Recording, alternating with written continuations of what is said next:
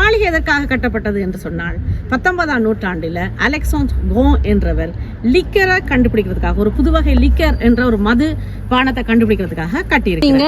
இப்போ நாங்கள் இந்த பேலஸுக்கு முன்னுக்கு இருக்கிற அதனுடைய வரைபடத்தை பார்த்து கொண்டிருக்கிறோம். இதில் நிறைய விடயங்கள் பிரித்து காட்டப்பட்டிருக்குது. எல்லாருக்கும் வணக்கம். நாங்கள் இன்றைக்கு நோர்மோந்தியில் பாலே தி பெனடிக்டின் என்ற ஒரு அழகான மாளிகைக்கு முன்னுக்கு இருக்கிறோம்.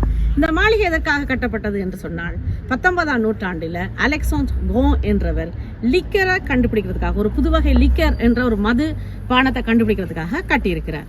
இந்த மதுபானம் தயாரிக்கிறதுக்கு 27 நாடுகள்ல இருந்து மூலிகைகள் கொண்டு வரப்படுது. இந்த லிக்கரை கண்டுபிடிச்சு எதுக்காக ஒரு அழகான மாளிகை கட்டிக்கிறார் என்று சொன்னால் எப்படி ஒரு புதுமையா இருக்கும். காதலிக்காக மாளிகை கட்டியது பார்த்துருக்கிறோம், அல்லது தங்களுடைய வாழ்ற நாடுகள்ல அரசர்கள் மாளிகை கட்டினதை பார்த்துருக்கிறோம்.